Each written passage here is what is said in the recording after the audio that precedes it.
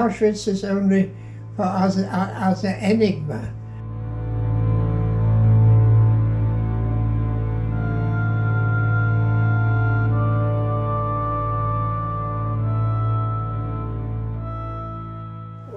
This is the place of a truth. We cannot say something wrong, something what was not the truth. We cannot beautify the history.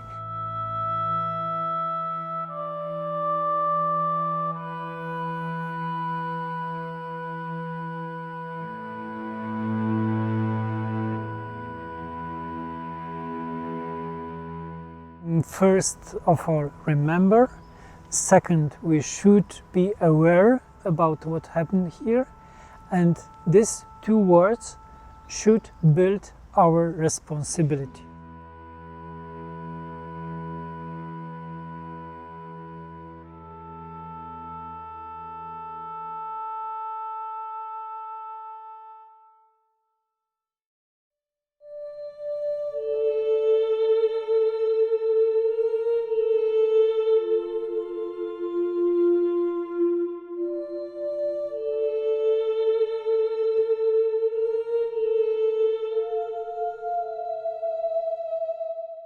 Auschwitz is a worldwide known symbol for its episodes of terror, genocide, and Holocaust.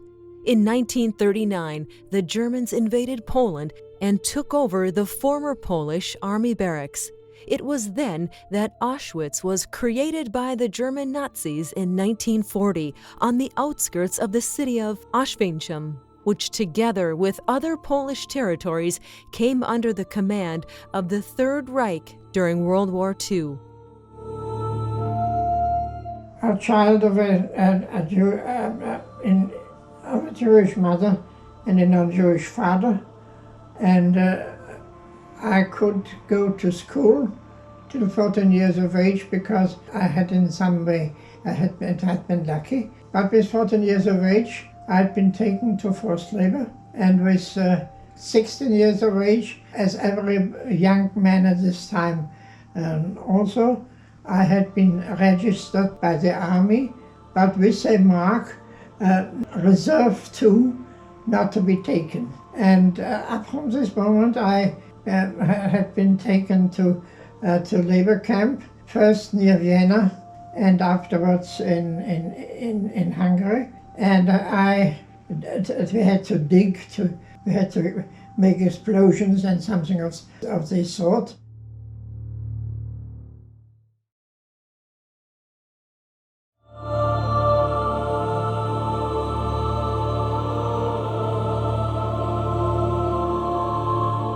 Since 1942, Auschwitz was the place of the greatest atrocities in history. Mass killings took place in the camps under the German army's plan to exterminate all Jews in Europe.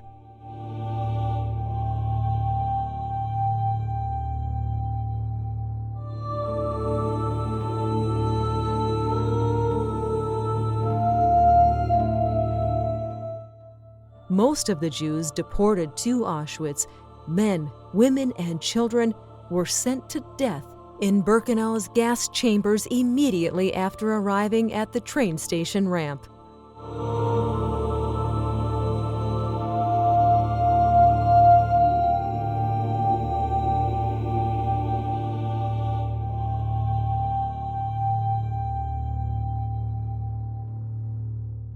In the course of time, Auschwitz became the biggest German concentration camp, and the highest capacity was reached in the middle of 1944. About 135,000 people in all parts of Auschwitz, including the old camp, Birkenau, Monowitz, and the sub-camps.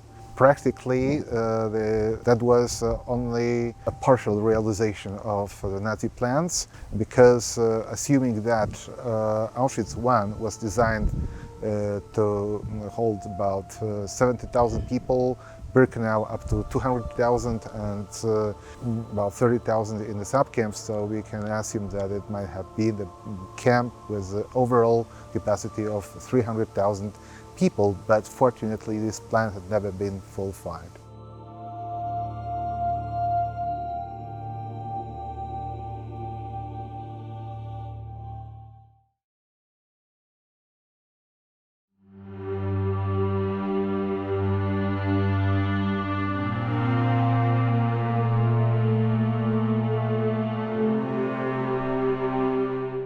Auschwitz-Birkenau will be for us the most horrible story.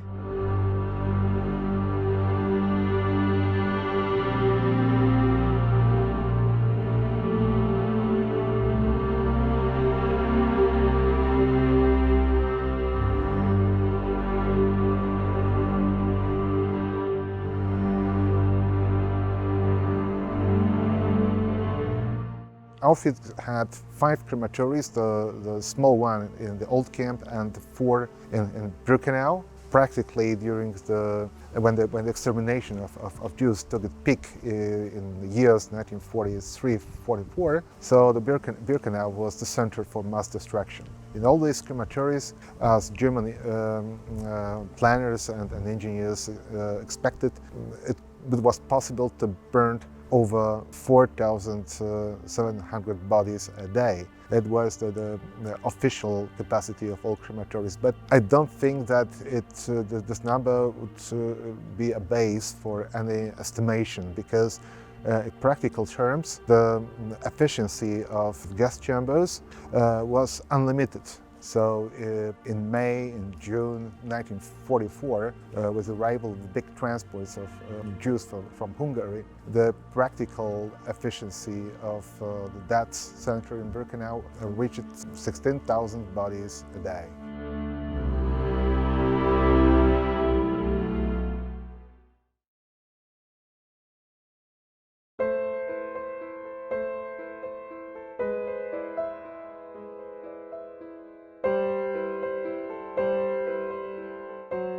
Because it is very important even in the history of the humankind, human being, and in my opinion, one of the most important, and especially meaningful for us, because the youngest generation should know what was the way to Auschwitz, and because the mechanisms of the hatred, and not only hate speech, but really hatred, are the same.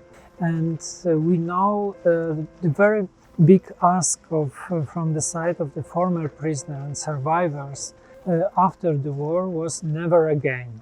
And we see the world now, after 80 years, the same scenarios, the same ways put the people to other kind of genocides. And we have to learn from this history. And Auschwitz is the excellent place to learn about it, because we have not only the knowledge, not only documents and books, but this authenticity here.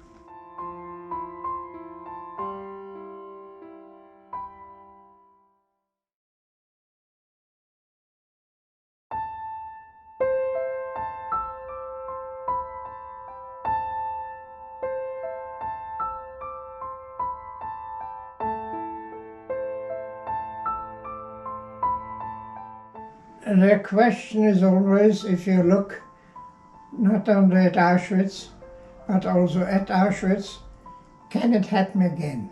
Is it so monstrous that it can't happen? And our experience is that, of course, it can happen again, not just in this way as Auschwitz happened. That's a basis of ideas that made Auschwitz possible, that this can happen everywhere, and nobody can say that would never happen again.